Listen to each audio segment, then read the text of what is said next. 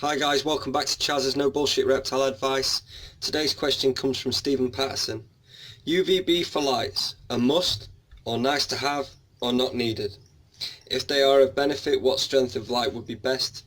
Is it influenced by if the snake is active during the day, or is nocturnal, or where the species originates from? I have kept snakes for 16 years without using them. Am I behind the times? I think that's a fantastic question. Really good question. And what it does, don't want to balance there, put it there. What it does is it highlights maybe where there is a slight fork in the road for hobbyists. So we've got different schools of thought. We've still got the rack keepers, which we've highlighted in the past, and we've got the advancing keepers over here, which is bio and UV and all the rest of it. And then I kind of find myself floating around somewhere in the middle. And it sounds, Stephen, like you're floating somewhere near. And the thing is, traditionally the UV was required for diamond pythons, and this was part of reproductive cycle for rough green snakes, because they were essentially insect-eating snakes, required the UVB, and for indigo snakes as well, supposedly again for reproductive cycle. So they are Morelia spilota. What was it now? Is it Oxydrias east of us? I've forgotten rough green snakes. Not a snake that I've had a lot of input with. And then the indigo is Drymarchonchoreus cooperi. And it was always sort of, we never got any detail as such about radiation, amount, how much, but just that these three species required UV. The indigo and the python for breeding, the rough green because it was an insect eater and essentially behaved like a lizard, so you kept it like a lizard, and you gave it the UVB. So you fast forward sort of the 25-26 years that I've been keeping, and now, you know, for me, seeing the way that things develop over time, I know that, you know, a lot of the guys who are trying to advance things use UV, utilize UV, and scream about the virtues of using UV. Having spent 27 years not using UV and still having snakes that are alive, that are feeding, that are doing fine, am I at the point where I want to tell you that it's essential? No, I'm not. As much as that's going to annoy the advancing guys, but I just got to tell the truth, I'm not. Am I against the use of UV? Well, no, I'm not. I'm still somewhere in the middle and totally undecided. And yeah, I don't know. It's all still a bit up in the air. So the animals that are seen as truly diurnal. So for that, I will go to Masticophis, assuming that they're still classified as that. Masticophis flagellatum, which is coach whip snakes. Coluber constrictor foxy, black racer or blue racer, Coluber viridiflavus, which is dark green whip snake from Europe. These are diurnal snakes. They are active, fast, whip-like snakes that actively hunt during the day. Do I think that UV is a benefit to those? Absolutely. Do I think that UV is a benefit to a sunbeam snake? Absolutely not. So I still think that the application of UV has to be on the basis of natural habit. So also where the arguments of the advancing guys sometimes fall down is, and I've had this with leopard geckos. So Arcadia have just introduced this new Pro T5 Shade Dweller 7%, specifically for shade dwelling geckos, such as, or shade dwelling skinks, or any type of lizard I suppose, or snakes, but leopard geckos primarily in mind, with a view to eradicating MBD, metabolic bone disease, which is still problematic with leopard geckos for people that have not been adequately dusting their prey. And I know that John, who is head of science at Arcadia, is very much against dietary derived vitamin D3 and wants the animals to synthesize pre-vitamin D3 in the skin via a UV bulb, which they can then metabolize using heat and turn it into bone, along with the calcium deposits we put on the food as well. So the problem is, and where the argument falls down, not that I spoke to John about this, but I spoke about UV and leopard geckos before, is for the Diablo Blancos, the Blazing Blizzards, the Raptors, the Radars,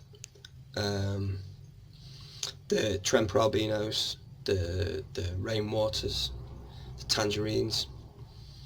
I have, in the past, another one of my cock-ups, which I'm willing to be very public about.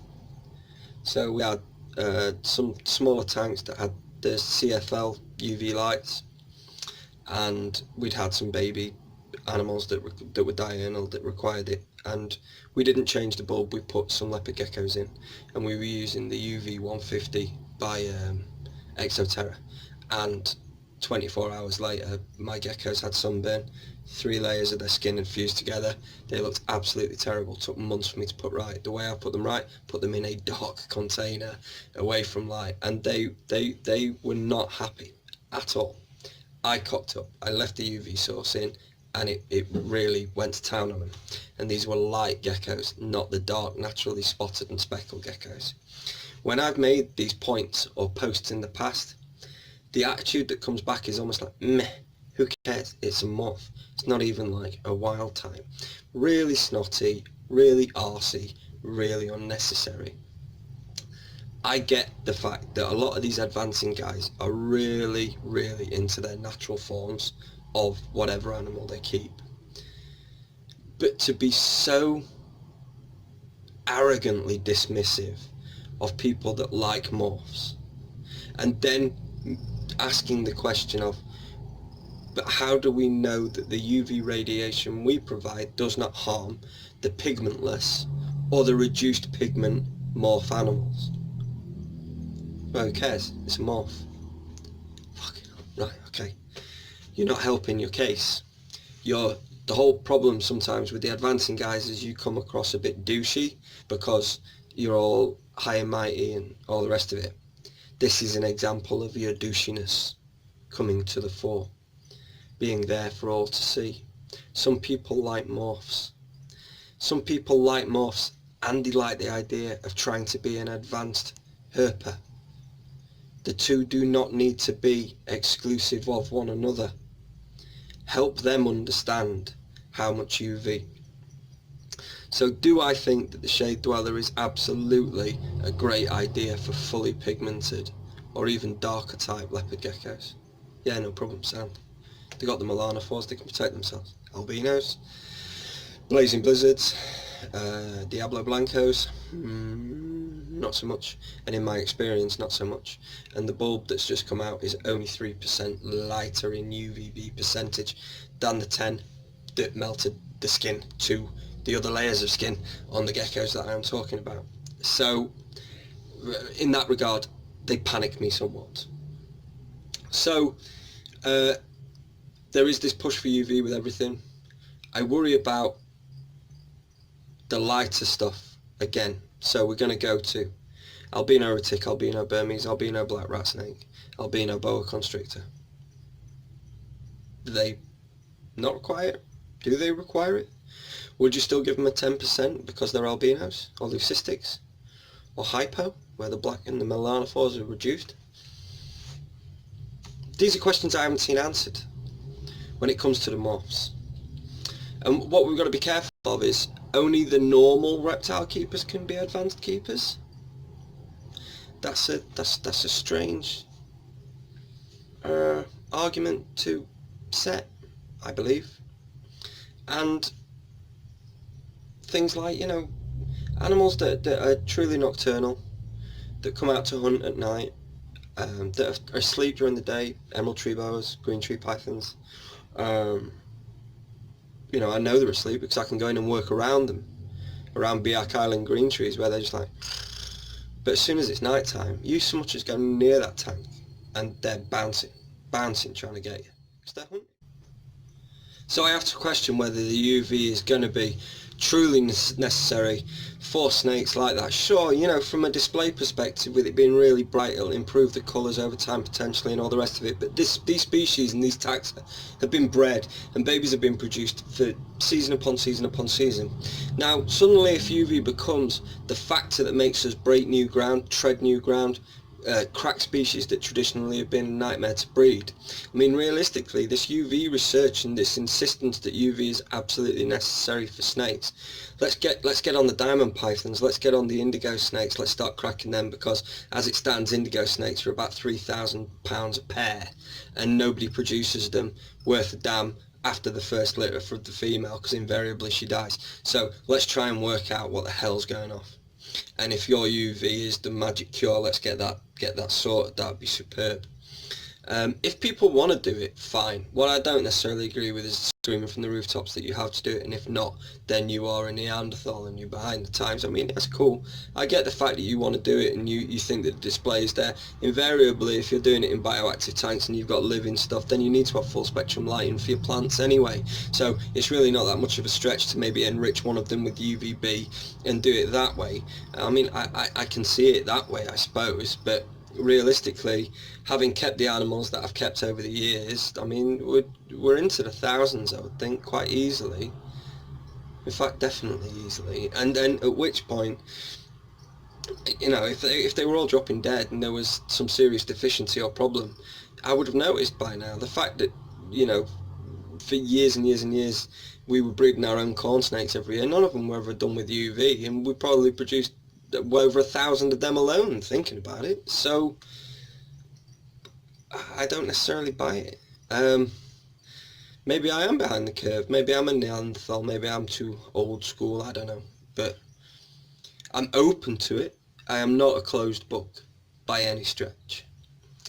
I think that this needs to be clarity on the application for morphs and for colour types and animals that are lacking pigment. These animals are kept and bred and loved and adored by thousands of keepers. To say that your animals don't count or we're not interested in them, it's a bit douchey. It is a bit douchey and elitist and maybe even snobby, and it gets on my nose, because there's one thing I hate, it's a bully. You know, somebody who sort of lords it above somebody else. I don't like it. So I think if you can include the morphs and make the advice clear and simple to understand regarding the amount of exposure of UV we need, what would the recommended spectrum or intensity of UV be for a snake? I've got no idea. Stephen, it's an excellent question. 27 years doing this, I don't know. And as soon as I asked the question regarding leopard geckos, well, what about the pigment-free ones? Aren't they going to get hurt by this? Ah, well, they're moths, who cares? So we've got a way to go till we understand this fully, and I'm not sold, and I won't be rushing out to buy UV for all my snakes anytime soon. I'll put it that way. That said, if I was to keep something that I can demonstrably show is a diurnal animal that hunts during the day, and full spectrum light would aid it in that process, so the Masticophis, the Colubas, all the rest of it, then yeah, fair dues.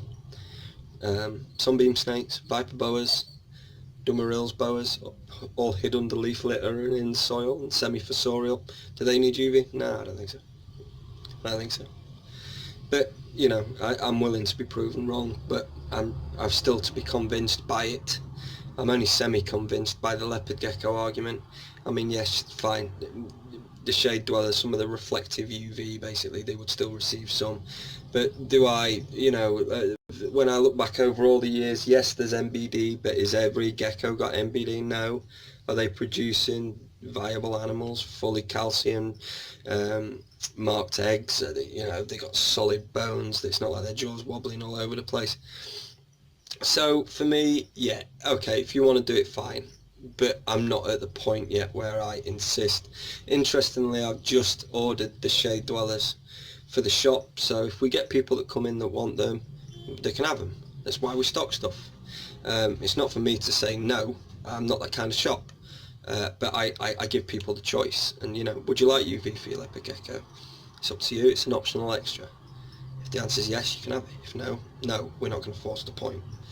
And we still provide dietary derived vitamin D3 here, which we'll probably have John having kittens at Arcadia, but until I can see that there's something being taken into account for the morphs that I sell. Predominantly most of my leopard geckos are morphs. We do very few of the wild types, and even then wild type can be a spurious name for a leopard gecko, because half of the wild types have got that much other shit going on that they're light and hardly flecked and hardly speckled at all anyway. And I know that this was about snakes, and I'm sorry Stephen, but it's just a segue where I have slightly more experience dealing with the UV aspect with snakes. I'm just not sold at all. But keep following us. Visit snakesandadders.co.uk, see what we're all about. We'll keep the videos coming, and we'll see you all soon. And remember, we still need more questions as well for Chaz's no bullshit reptile advice. Thanks guys.